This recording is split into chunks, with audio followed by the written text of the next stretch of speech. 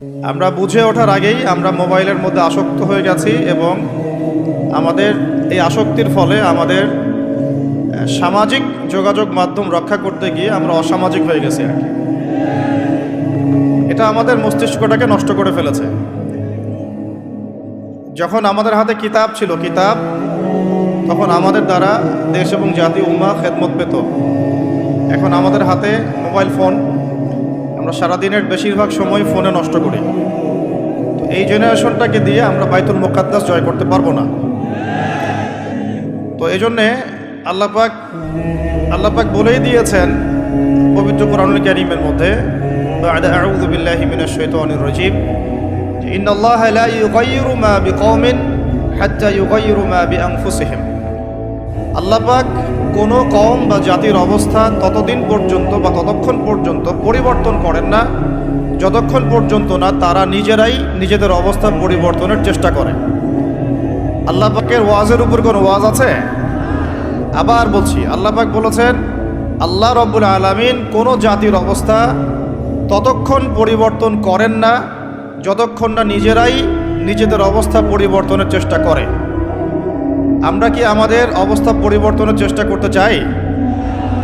তাহলে প্রথম যে কাজটা সেটা হলো সময়কে মূল্যায়ন করা। ঠিক আছে ভাই? সময়কে মূল্যায়ন করতে গেলে মোবাইল ফোনের ব্যবহার, প্রয়োজনের অতিরিক্ত ব্যবহারটা বন্ধ করতে হবে। মোবাইল ফোনের প্রয়োজন যতটুকু এতটুকু ব্যবহার ঠিক আছে, এরপরে অতিরিক্ত ব্যবহার করতে যাবেন না। সময় নষ্ট হবে, মস্তিষ্কও নষ্ট হয়ে যাবে। বহু হাফেজে কোরআন এখন দিন দিন কোরআন ভুলে যাচ্ছে। এর অন্যতম একটা কারণ মোবাইল ফোন। কিছু আহলুল বলদ বলতে পারে দলিল দেন, বলবো এটা দলিল নাই, বিনা দলিলেই হক কথা। আর এই দলিল বুঝতে হলে সাইকিয়াট্রিস্টের কাছে যান, ডক্টরের কাছে যান, তিনি বুঝাবেন যে মোবাইল ফোনের আসক্তির কারণে মেমোরি কিভাবে দিন দিন ড্যামেজ হয়ে যাচ্ছে। তো আমাদের দেশে একটা প্রবলেম দেখা যাচ্ছে, আমরা ডিগ্রি সার্টিফিকেট অর্জন করছি কিন্তু সৃজনশীলতা তৈরি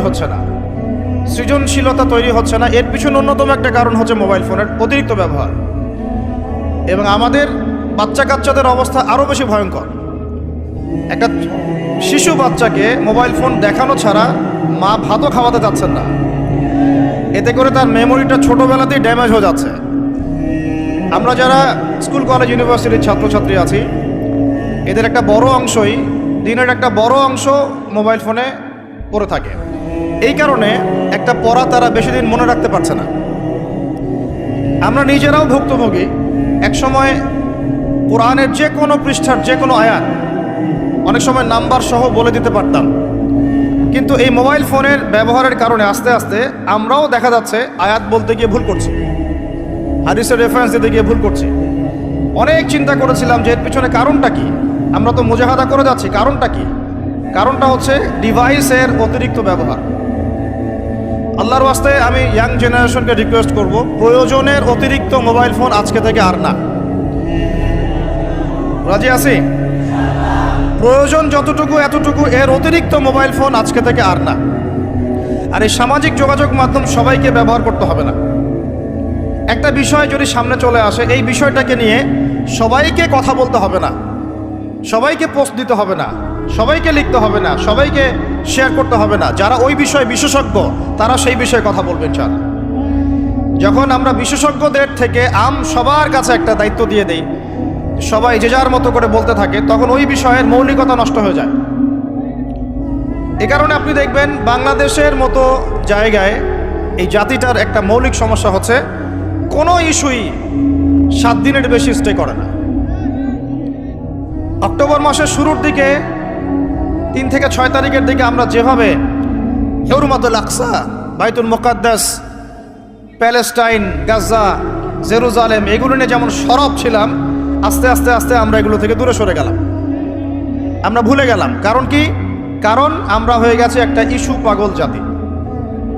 এর অন্যতম একটা কারণ হচ্ছে সামাজিক যোগাযোগ মাধ্যমের যে গঠনমূলক ব্যবহার, এটা আমরা সবাই জানি না, আমরা বুঝি না আমরা কি ব্যবহার করছি, কেন করছি, কিভাবে করা উচিত। যদি সরকার থেকে একটা নীতিমালা দেওয়া হতো আর একটা যোগ্যতার মানদণ্ড দেওয়া হতো যে এই যোগ্যতা না অর্জন করা পর্যন্ত সামাজিক যোগাযোগ মাধ্যমে অ্যাকাউন্ট খুলতে পারবে না, তাহলে দেখতেন সমাজটা সুশৃঙ্খল হয়ে যেত। তো প্রথমে এতগুলো কথা বলার উদ্দেশ্য হচ্ছে যুবকদেরকে একটা বিষয় সচেতন করা, যে আপনার মেধা, আপনার সময়, আপনার প্রতিভা, এই পুরো বিষয়গুলো এখন মোবাইল ফোন খেয়ে ফেলছে আপনাদের।